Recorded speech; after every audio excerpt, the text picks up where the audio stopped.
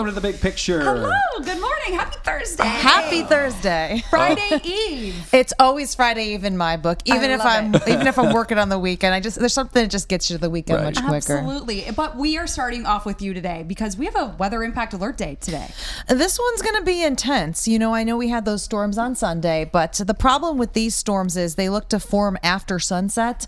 Last time we had some time when the sun sets, colder air comes in, and what that does is that will really weaken those storms, kind of not to let them have that robust energy. But the problem is these storms could develop as early as 8 or 9 o'clock tonight from the north down to the south. Okay. And if that happens, it's going to have that extra energy that we could see more numerous severe storms versus spotty as we've had in the past. And we had hail on Monday. I mean, a lot of people are still recovering from that. Right. And I mean, we're looking at, when we talk timing of this, compared to Sunday, is this going to be about the same?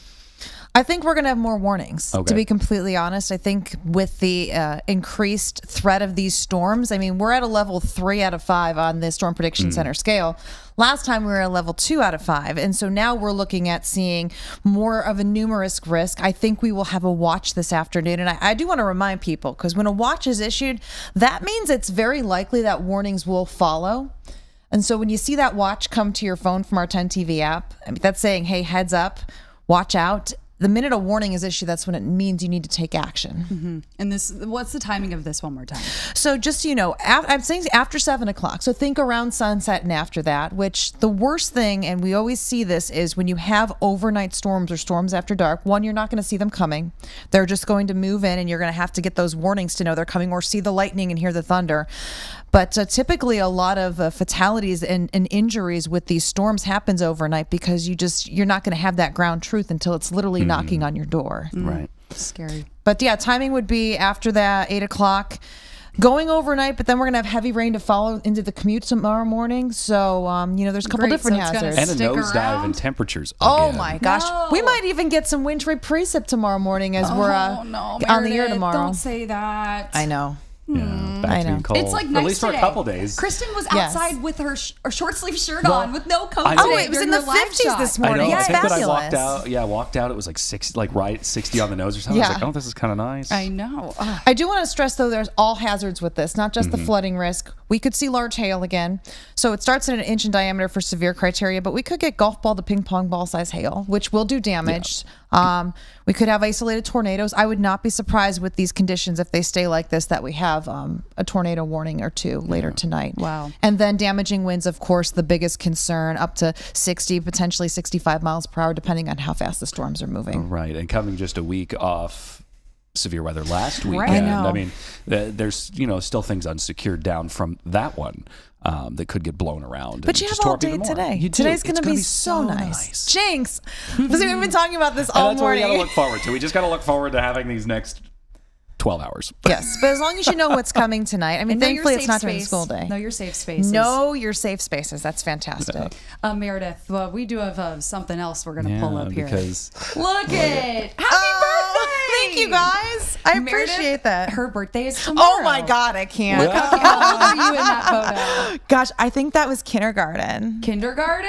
That was college. So with my sorority Kappa Delta fun. sisters, and that's obviously me. Fast forward to when I started here, almost a year ago, full time. But yeah. Oh my gosh. And so birthday's tomorrow, right? The birthday is tomorrow. Oh, yep. Okay. The big 40. Oh. Yes. What are you most excited about entering this new decade? I have to be honest. My 30s was all about my career and focusing on my career and moving up and achieving all my career dreams, which I really do feel like I did. So I think for 40s, I really want to travel more. I want to take who I've become and developed into and just really, use that to make a difference and to support the relationships and the people in my life. And I really think this decade, I want to focus on, my personal life as well, that nice work-life balance and being able to be with the ones I love, support the ones I love, and just go out and enjoy life, because we are never guaranteed another day or another decade for sure. Right. Yeah. And it's a whole new decade. Get to, do whatever, reinvent yourself if you want to. Yes. Yes. Well, the fashion will stay the same and the forecast as well. And who knows, maybe I'll go to space this decade. We'll see. Maybe. Yes. Okay. Goals. Meredith, thank you so much. Thank you, Happy guys. early birthday. Yes. Happy And to of course, join you. As we talk about severe weather, always make sure to have the 10 TV weather app downloaded to your phone. It is is free in your phone's app store, Android, Apple devices, all that. We'll send push alerts right to your phone. Also, access to 24/7 radar right there. All right, so we got to get to the other big headline today. We are talking a federal investigation into the College of Medicine at The Ohio State University. Another thing to their list that they're dealing with right now. They're dealing with a lot right now, and this is really the first thing for new president Ravi Bellamkonda to to happen under his, didn't happen under his watch, but for him to. But now he's dealing with the aftermath of it. So and how he responds. Yeah. So this investigation, it focuses on the possible race discrimination in the admission process with the College of Medicine. Obviously, if you know someone who's gone through medical school, and gone through that whole process, it is incredibly competitive. These colleges are looking at all aspects of you as a person. And so this is a really serious allegation. Right. And this all deals with Title VI.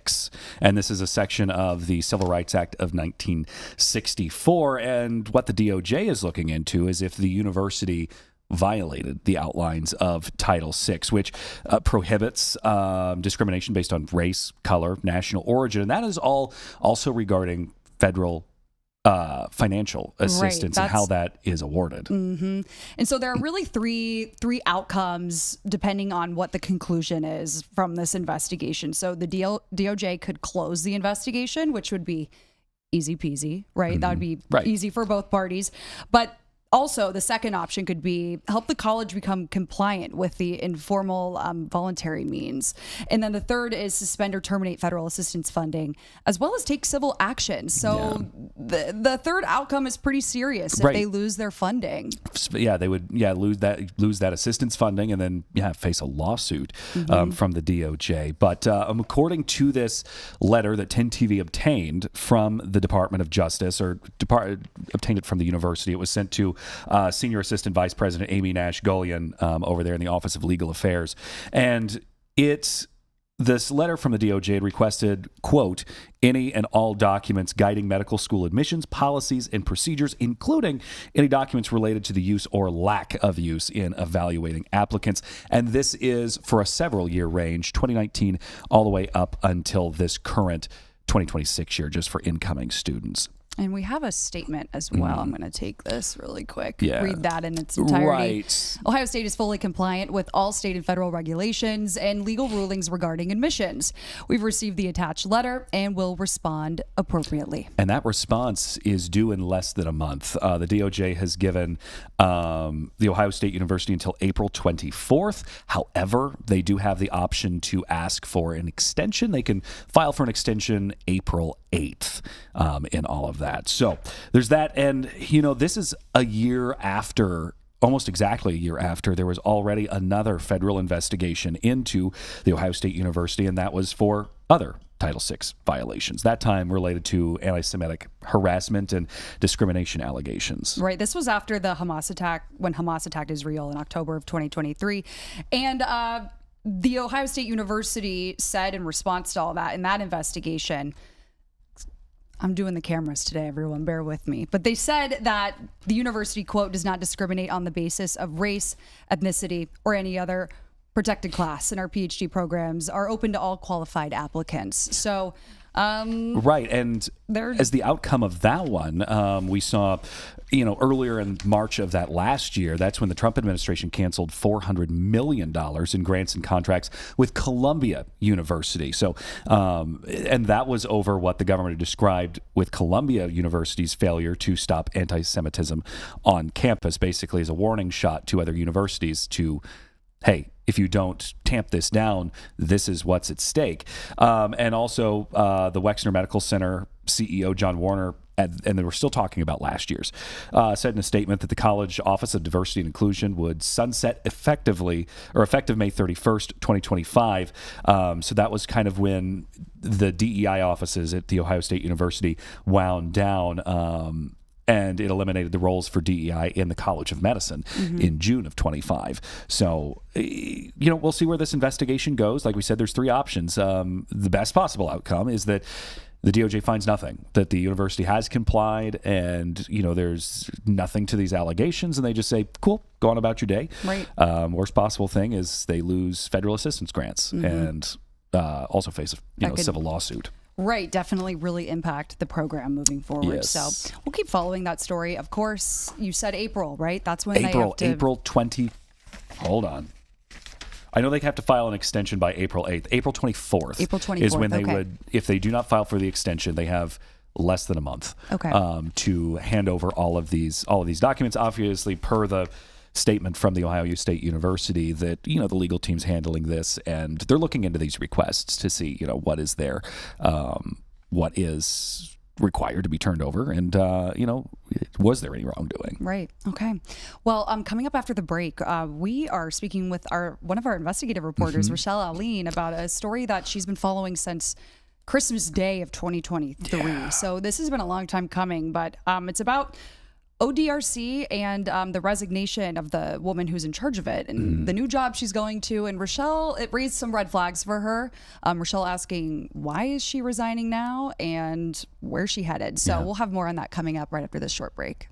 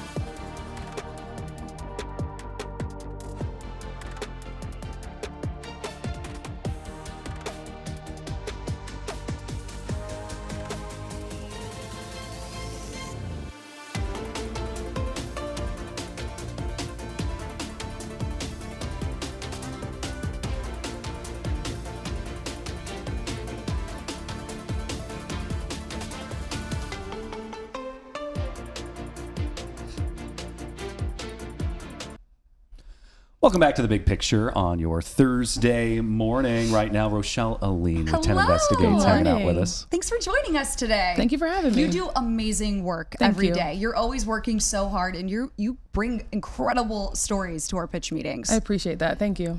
So what we're talking about today, ODRC. You've been following this specific story since Christmas Day of 24. Okay, so walk us through the beginning. What is all this about? So Christmas Day, I would say the day after Christmas, we got an alert that a corrections officer was killed at Ross Correctional Institution, which is a big deal regardless.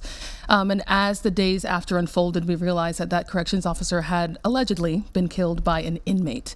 So obviously there were a lot of questions. What happened? What led up to this? Was he alone? Did they call for help? A lot of questions came out after that. As the weeks and months unfolded, we learned that inmate Rashawn Cannon, who was already in RCI for felonious assault and some other pretty heavy charges, had apparently broken off. He was heading to breakfast, had broken away from his unit, found Andrew Lansing in a guard shack by himself. Some altercation happened, and Andrew Lansing was ultimately killed. More questions, right? Well, how did that happen? Yeah. Why was he by himself? Why was the inmate by himself? Why was Lansing by himself? And so we spent a long time pushing ODRC for more information to understand, well, and this is Andrew Lansing. Again, are guards typically by themselves? I mean, we learned that he was working Christmas Day. He actually was working a double shift. He wasn't supposed to be there. He was working to give somebody else the day off to be home with their family when this happened. So just to add insult to injury. So a lot of questions about why he was by himself. Why wasn't there adequate staffing so that he could have gone home? So we spent, again, the last year and change pushing the ODRC for more information. After that, Andy's Law was actually proposed by a lawmaker because as we push for more, details, we realized the ODRC didn't have a lot of answers to our questions when it came to staffing levels, when it came to why guards were not armed. We realized that they didn't even have tasers, let alone guns. They got some defensive training is what we were told, but we are not really sure what that means or what that looks like. And so again, a lawmaker, Representative Mark Johnson, pushed for something called Andy's Law to resolve those things. So he wants to see adequate staffing levels. He wants to see harsher penalties for inmates that assault or kill staff members. He also wanted to change leadership requirements for ODRC. So if you want to run the department, what qualifications should that person have? And so that came out of a lot of questioning.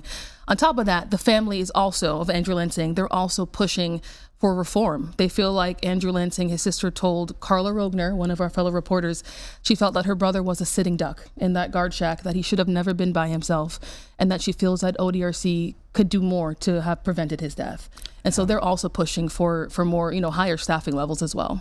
And that was an incredibly, emotional interview to listen from that Carla sat down with them, because you think about what you would think if that had happened to you, and you kind of go through of like, you'd be angry, but you're also incredibly heartbroken this happened to your family. And, you mentioned that not a lot of regulations around that. I remember that was kind of some of the similar things that we talked about in the Rodney Osborne case, that he was not killed by an inmate, but it was unfortunately during a training exercise involving another ODRC training officer. And it's unfortunate, but rules a lot of time are written in blood.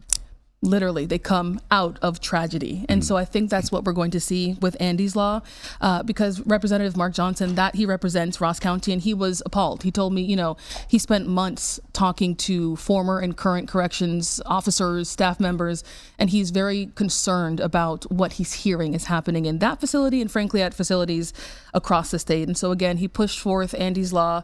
It passed the House in November. He actually brought it before the Senate, a Senate Judiciary Committee yesterday, and the goal is for it to hopefully go to Governor DeWine's office and be signed into law. Yeah, and while this is going on, the director of the ODRC, Annette Chambers-Smith, is resigning. Yes. And this all happened in March, so that's why we are still talking about this, and this story is still relevant. Correct. And so we didn't know about that at first, to be honest. And we had been pushing her for a sit-down interview because, again, we had so many questions.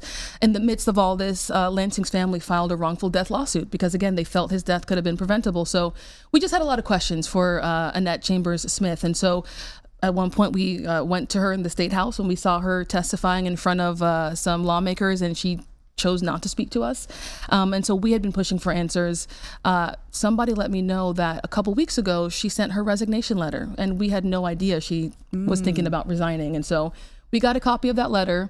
It's dated March 16th, and it says that she is stepping away, after more than 7 years leading the ODRC, she's stepping away to work in the governor's office to help him kind of transition out of office. But there wasn't a lot of information as to, well, what are you doing? What's your job title? What kind of work are you doing? And so again, we push for more answers. We happened to run into Governor DeWine at an event yesterday, and we actually asked him, we got kind of a vague answer from his office that she might be working on, where they said, I'm putting in air quotes, criminal justice initiatives, but I don't know what that means. And so we asked Governor DeWine for some more clarity on that. Take a listen. Can you give us some clarity on the kind of work she's going to be doing for your office? She's going to work on some different projects, and not ready to announce those yet, but she'll be a great help. Very broad. And yes, also Governor DeWine is out in less than a year. Correct.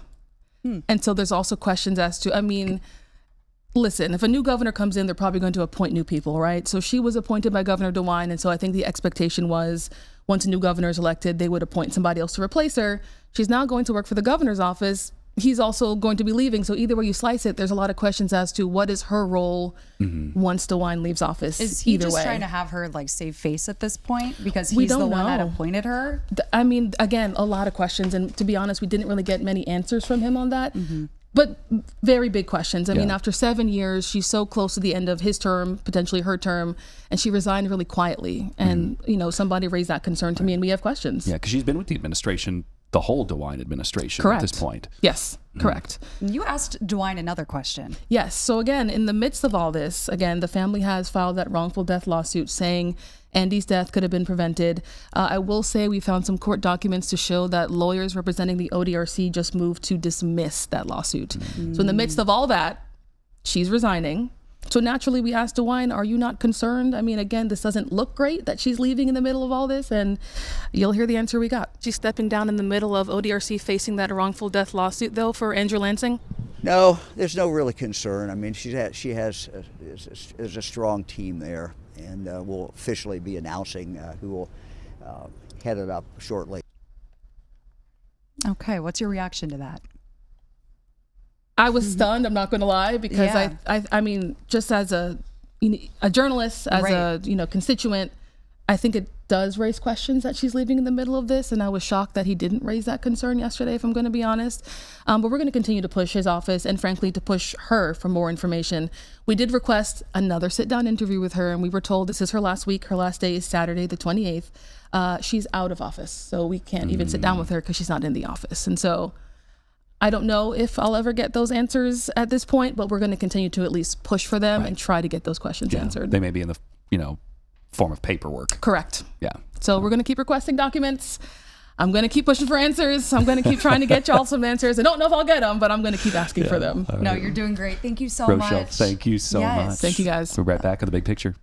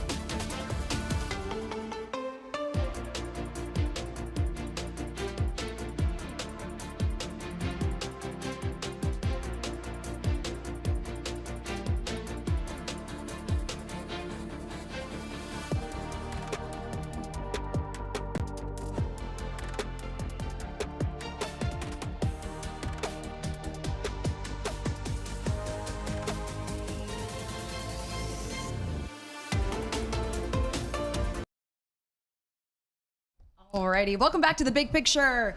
We have a very special guest joining us all the way from California today. Everyone, this is Daniel Roberts with Public Affairs, the lead at Meta. How are you? I'm doing well. Thank you so much for having me today. Thank you for joining us. I know this is early for you on the West Coast, right? I'm actually on the East Coast. I'm based you're in on Washington, the East D.C. Coast. Oh, Yeah, okay. so Perfect. it's In not the too same time early. zone. I've had a few cups of Absolutely. coffee so far. Okay, so today we're talking about the new changes Meta is making to helping people with their accounts online. What is going on with that? What are the changes? For sure. We've heard a lot from small business owners as well as everyday people on our platform who've had a lot of issues with whether their accounts were hacked or locked and they just couldn't get back access. So we're actually announcing a Meta AI support assistant where they can get 24-hour support from any type of issues ranging from questions that they have, navigating the apps, and you think of things like resetting your password, if you've ever had an issue with that, or appealing a content decision that's been on your profile or account, or even troubleshooting some more everyday problems. So this 24/7 support agent will be able to help people resolve a lot of issues that may arise on their day-to-day activity on their account. And we're talking somebody's social media accounts and we're putting an AI to that instead of a human. Why should people feel comfortable trusting that information with an artificial intelligence? For sure. So the way it works is that this AI assistant is there to help you with these day-to-day questions and concerns, but our AI assistants and our AI in general and our apps are still trained and developed by humans.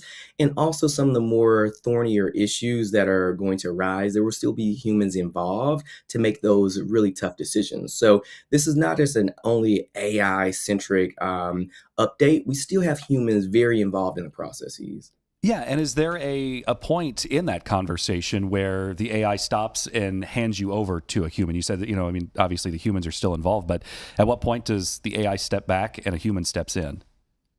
Yeah, so the way our AI systems work is if you go to let's say your Facebook app, you hit the three bars, and then from there you see help and support. From there you see AI support assistant. And you're able to then ask a range of questions that may arise. Like I mentioned, let's say you need to reset your password. You need to, appeal a content decision. So there's many ways that there are automated answers that you can get just by clicking through the system. So that is something that will be very helpful, and it's able to be assisting people 24/7. And you're asking people to trust their sensitive account information with AI. How are you at Meta protecting that information? Yeah, privacy is very important for us at Meta, and we have it ingrained in every app that we have.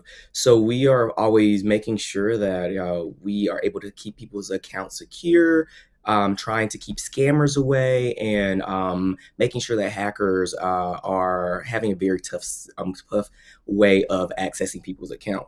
And also that makes me come to the next point of our announcement, which is how we're actually improving our AI systems to help people and to particularly help remove content and scammers from our platform. So we are using more advanced systems to do two things in particular: minimize the amount of scams as well as reduce the amount of content violations. Since we began testing this and rolling this out, we've been able to stop 5,000 scams per day on our accounts and on our platforms. And we've seen a decrease in ads containing scams, a decrease of 7%. So we're using AI in various ways to address various issues on our platforms. Okay. And are these conversations being recorded or used in any way to train? We find whenever you're using our platforms, we do use signals to be able to make sure that we are improving the systems to ensure that it is responding most appropriately and most accurately. But the main thing is that we want to make sure that the systems are up to date and that we are able to resolve issues in real time. All right, Daniel, thank you for coming on today. We really appreciate it. Thank you for having me. I hope you have a wonderful day. You And too. you as well. That was Daniel Roberts with Meta, which is the parent company over Instagram and Facebook. Yep.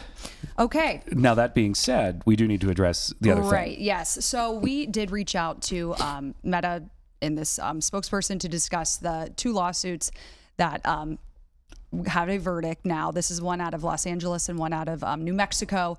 And they were not able to, they said, quote, they're not able to comment on that pending litigation. Right. So coming up next, we are bringing back Adrian Mayfield, our special projects producer.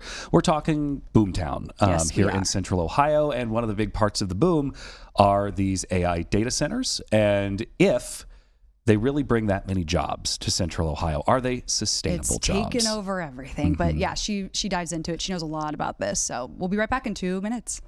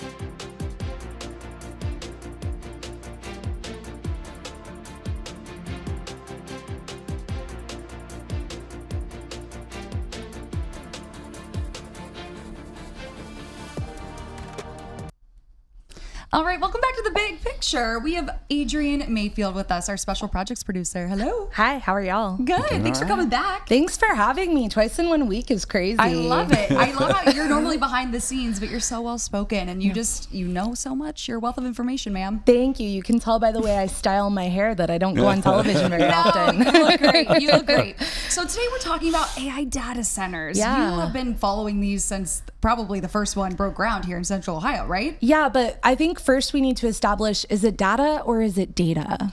I'm a data person. What did I just say? Data? You said data, and I used to say data, and I think I oscillate now. I guess it just, I don't know. Because, I think it depends on the sentence if you go up context. towards like Cleveland and Toledo, they say bag instead of bag. Yeah, or bagels. Yeah, right? So yeah. Okay, either way, Potato. No, I mean, I've been following them for a really long time. And so every time we get a new development, I'm like, is it another data center? Because they are literally popping up all over Central Ohio rapidly.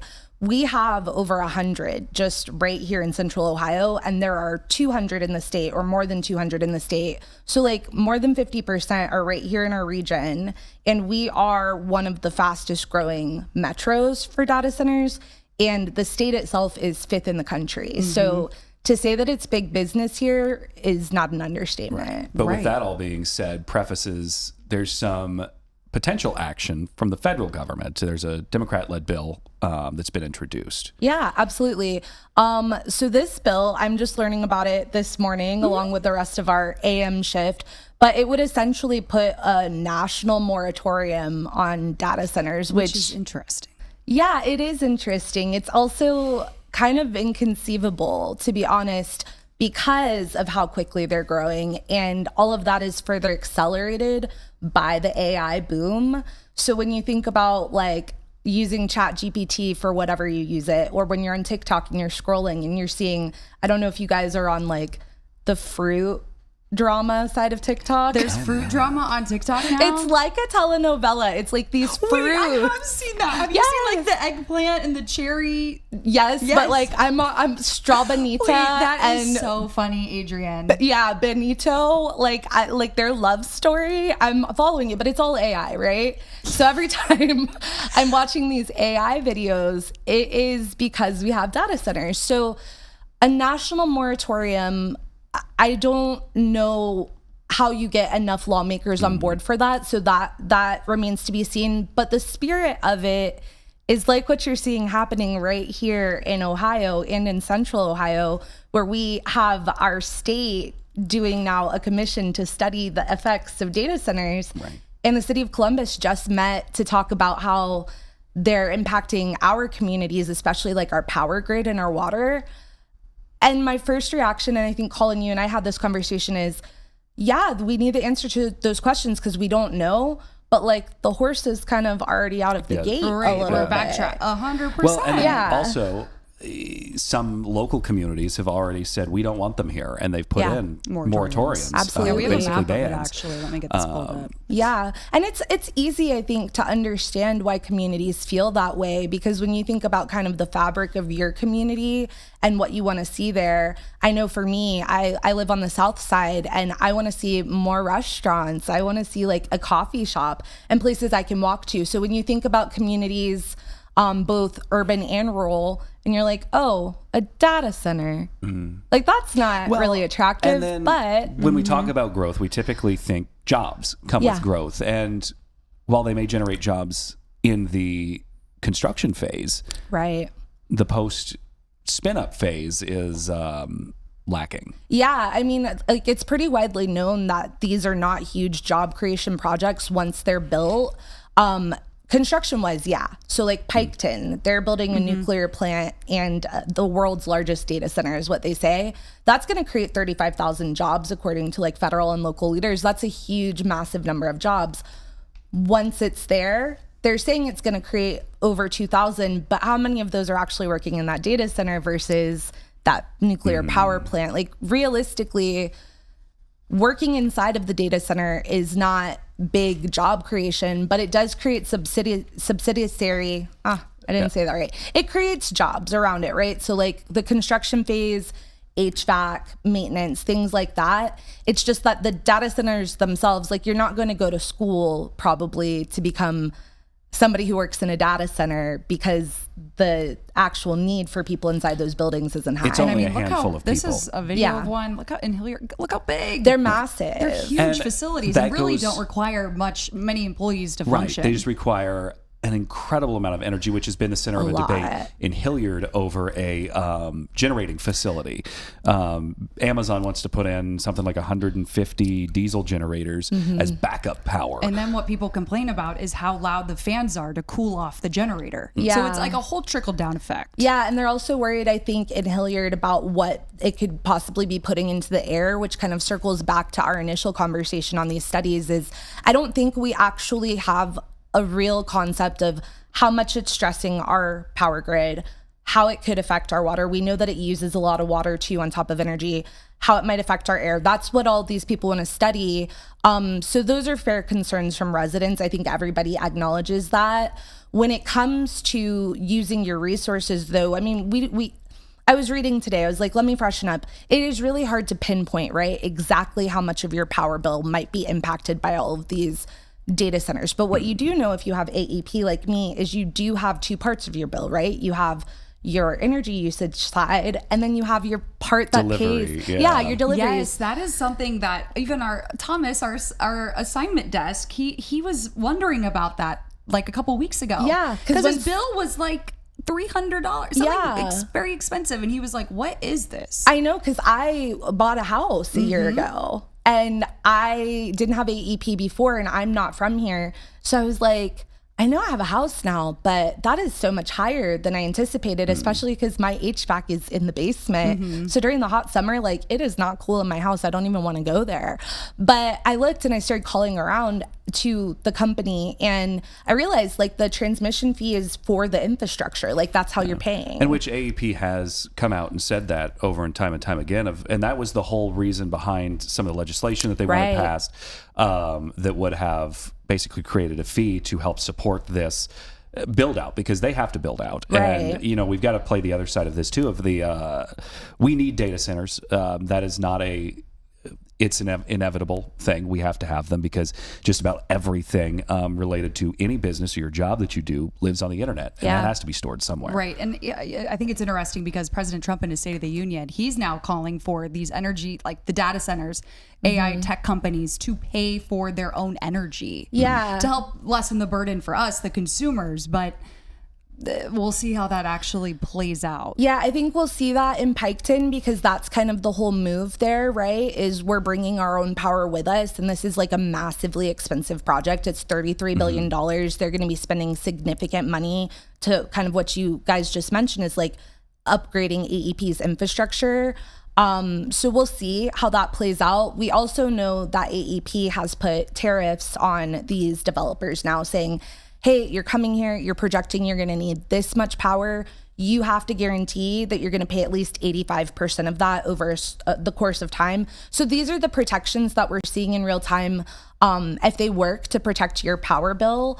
And time will tell, but what we do know, as you both have said, is like AI is not going anywhere. The internet is not going anywhere. The need for data centers isn't going anywhere. It's just, how do we live with them? How do we continue to support ourselves and our families as it becomes more expensive to power our homes and power these data centers? Right. And again, it's like the horse before the cart. Right. Because I've done, do you remember the story I did in Worthington? They're complaining about the new power lines that need to go in. That's to enhance energy in that part of Powell and Worthington. And like, neighbors don't want it there, and like so, and there. But AEP is trying to figure out, how do we figure out all of this power supply, and where do we put it? And where does it go? The reason they're coming to Ohio, or at least this was the discussion that happened when these first started popping up, when I first got here, was that Ohio is considered being climate stable. Of, we don't have, you can't put them on the West Coast because of earthquakes. And you can't put them in the South because hurricanes. So where we are, I mean, obviously we get tornadoes to a degree, and but we don't have some of the large-scale natural disasters that some of the other regions of the country deal with. Yeah. So land in Ohio is prime location, and for there's a all of lot these. of it. There I mean, is. we have farmland, which a lot of farmland does create. We had part of this discussion yesterday about. There is the debate over, is it okay to turn over some of this land? And it's even causing a discussion in Maysville, Kentucky. Let's talk about the big bucks that these companies are presenting to these generational farmers. Millions, tens of millions of dollars to these farmers who have worked sometimes for centuries, their land, and they've never seen money like that before. I mean, like, being a farmer is a hard job, and a lot of times it's generational. And the money that's being presented to these farmers could create generational wealth for their entire family, where they wouldn't have to farm anymore. So it's obviously a lot in Ohio have already accepted the cash and have helped turn over their land to these facilities. But you said you had a conversation with someone. I did. It's so random. The other day. I always find myself in these kind of random situations, but I went to a meetup group dinner because I need to stop being antisocial, right? Like, I need to meet new people. I know. I just need to stop staying in the house. Time. I will. It was interesting because, we're like all in our late 20s to probably late 30s. And of course, what are we talking about at dinner? Data centers? Yeah. Whoa. Growth, development, data centers. And okay. I said, everybody just tell me to be quiet if I'm being boring. Because I know all about this stuff. Not that I was leading the conversation, but one of the guys, actually the person who hosts the group, he was like, oh yeah, I work for a data center in one of the rural counties. And I was like, oh yeah? He's like, yeah, we just offered a farmer $15 million for his land. And he told us no. Wow. And it's a lot of money. And to everything you just said, it could create generational wealth. I also know like land is so personal so emotional. So for whatever reason, people are saying yes or no. I mean, it would be hard, right? If you were offered $15 million to say no, there's got to be some like really strong emotion or really strong reasoning tied to those decisions. Yeah, and this takes us to Maysville, Kentucky, where one of our CBS affiliates did a story with a farmer down there who was offered $26 million for their land. Yeah. And guess what they said? No. No. Take a listen to this. Father and a whole bunch of family has all lived here for years, paid taxes on it, fed a nation off of it, even raised wheat through the Depression and kept the bread lines up in the United States of America when people didn't have anything else. And that's that emotional connection that you're talking about. There's a lot of pride with what they do. And this is a perfect example of that. Yeah, there's a piece of land in my family that is very emotionally connected. It was my grandparents' home in North Carolina, and it's on a lake. And so I was thinking about that this morning. I was like, how much money would somebody have to offer me for me to sell it? And I don't think $1 million would do it. When you start talking, really? I don't think $1 million would do it. But when you start talking $26 million, my grandfather probably wouldn't have sold it for that. But he might think, Adrian, he might be like, cash, girl. Adrian, I want you to have a good life, Adrian. So I don't know. I don't know. And I get, like, we had this discussion yesterday as I've, personally know people where I'm from in deep Southern Illinois that, their kids decided they didn't want to take over the farm, and the family doesn't want to see it be turned over to a large conglomerate. So they're like, okay, what do we do? Do we lease it out to a solar developer or a wind developer to still make money off the land, but keep it in the family? It is a tough discussion that comes up a lot in these families of, if there's no one to take over the operation, what's next? And I'm sorry. No, you're fine. My grandparents actually had farmland in Toledo, and the highway now runs through it. So they didn't even get the option to eminent get paid. domain. Exactly. Yeah, so that's the tough. the other side of things. At least these farmers are being offered some money. Yeah, and the thing too, like just on a final note about the land for me is that, when you're talking about a highway, you have no choice. Right. And we've seen like Columbus communities have been reshaped by that. But when you're talking about a farmer who's going to make $26 million, there's also probably the responsibility on their shoulders of like, this is my community and people live here because we live here and it's rural. And that's kind of like the rub, right? When you talk about these communities, is like, if you live out in the country, you live there on purpose. You don't want to lose what That privacy has kept you there. Yeah, you live there on purpose. So it's a hard question to answer. I know they're not building a data center in my neighborhood anytime soon because of how packed it is. So these rural communities are really the ones that are having to wrestle with it. And I guess,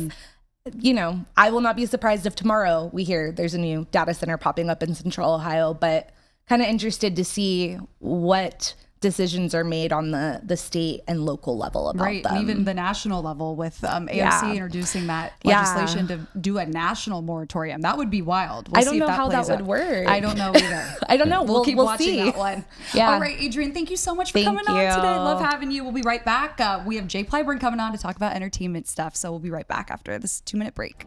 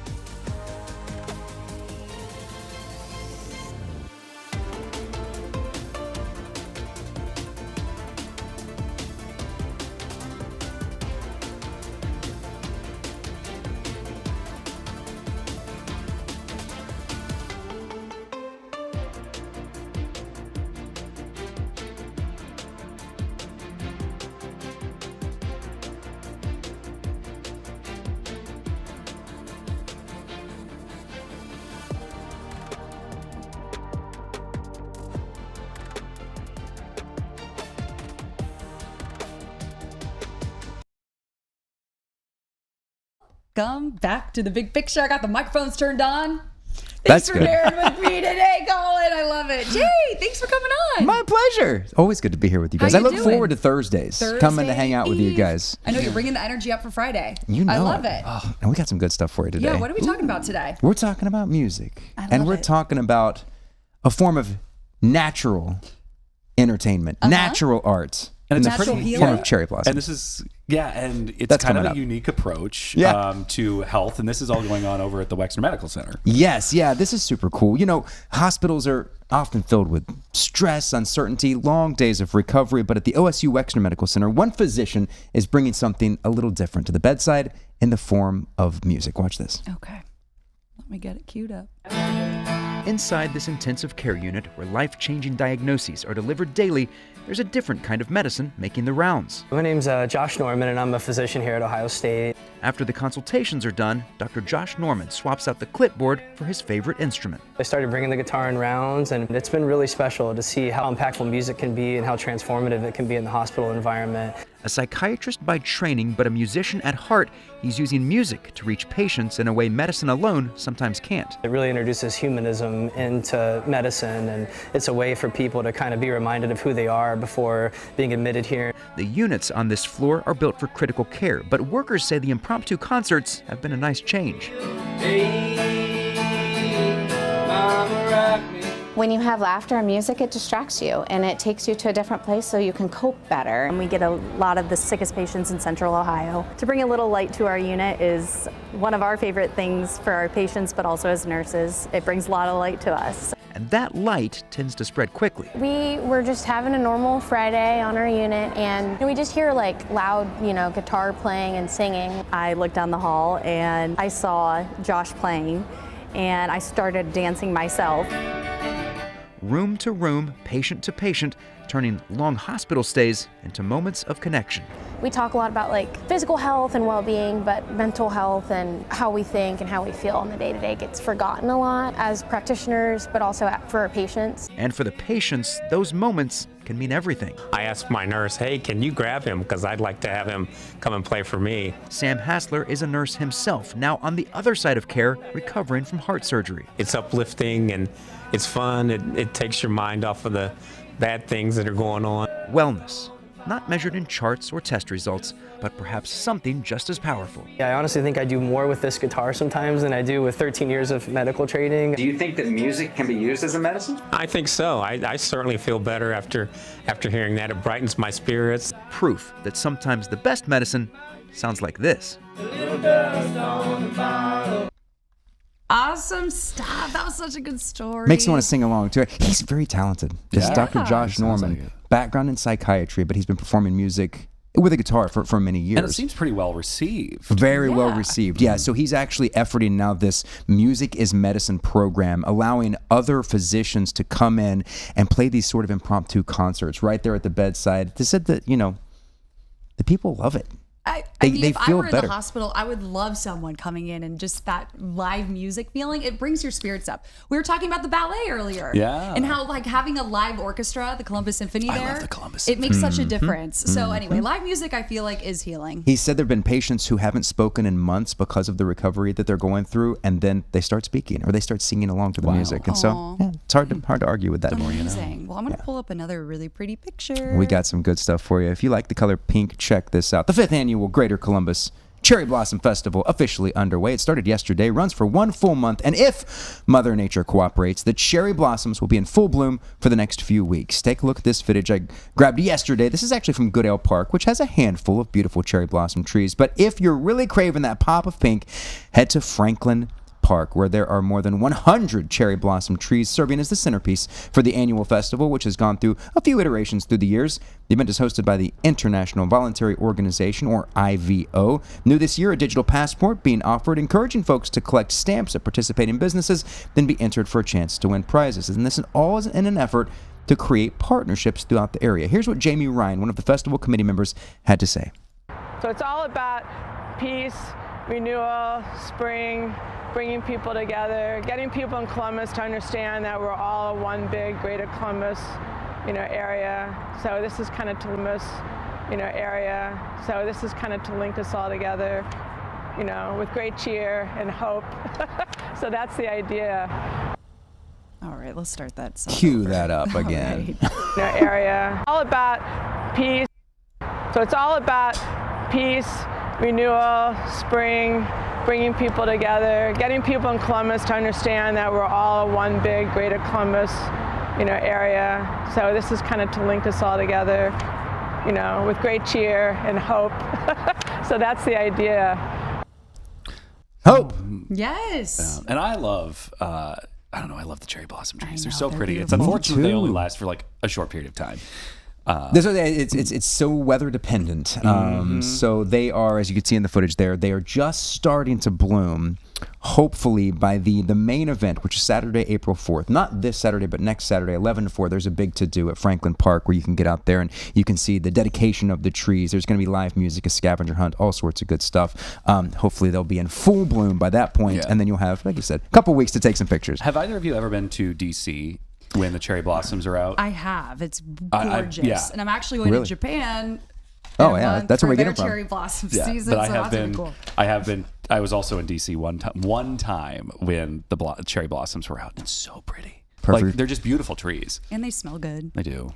They mess with your allergies a little bit if you don't have the right. It's a give and take. Allergy med. Right. But they are beautiful. We love the pink trees. trees. And keep on going. Awesome. Well, that's cool. I like how they're doing the passport thing just to make it interactive. And Yeah. fun for Well, everyone. like you were saying, they're trying to bridge the gap between some of these businesses out there and create partnerships to encourage you to go buy a drink or buy food and enjoy the cherry blossoms. Yeah. Awesome. Get the stuff. stamps. Good stuff. And actually, speaking of nature, check out this video. This is the Ohio's. owl video. Yes. What is this? This is the owl video. So this is the Ohio State Highway Patrol. They found an owl injured on the side of the highway and hear about rescued this. it. Look at this. Just scoop. Oh, there you go. Oh, got him. Just He's so Wow. cute. He's a just big guy. Yoink, and then just takes him off. I mean, he's kind of brave for going up and just scooping him up like that. This But is I got love his what he gloves on. says here when he opens the door in a moment is also the owl's just like, cool. Wait, what does he say here? Wait. Hold on. Yeah, please don't dig your claws. Oh, into me. yeah. He's just like, oh. Some serious There's a big old talons on those bird. guys. What is interesting is he's got both hands on the bird. He doesn't want to press it against his chest, I guess, to use the other hand to open the door.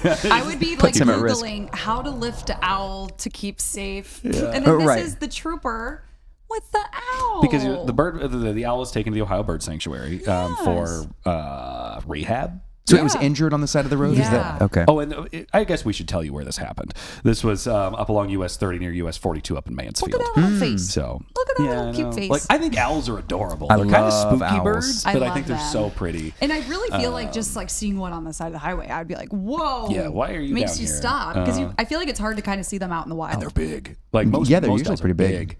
And they can turn their head all the way All the around. way That's where the around. spooky vibe comes in. Yeah. To So your this point. happened on March 9th, so earlier this month. But the rehab center basically says it's about ready to be set free again. So, I mean, good for that state Oh, trooper. good. Like, so they're putting the owl back out in the wild. Yeah. Check out his the little owl- cage there. That's Bird Brooder 9.0. Is that what I said? What, Or it's like an rotisserie. incubator? Don't say rotisserie. It does. It looks We're like not gonna be one of those cooking like the George owls. Foreman rotisseries from like the early 2000s. It's a little Everybody's safe place mom had. for- no. Yeah, Collin no, roasting we're not roasting. Only the owl. appropriate heat coming through there. But really taking protect and serve past just people or Yeah. talking about the absolutely. birds as well. Going you know. above and beyond. Right. Glad he didn't get cold. Yeah. I don't know, but yeah, good for him. Like that is just I don't know. What are you talking about? The rotisserie? Yeah, I was like The rotisserie oops. owl? Yeah, we do not endorse Nobody eating eats owls. owl. Nobody We eats do owl. not That would endorse be that. so gamey tasting. Okay. It would be. I digress. Alrighty. That's it. Yeah, We're out. that's it for the big See ya. picture. Thanks. Bye-bye.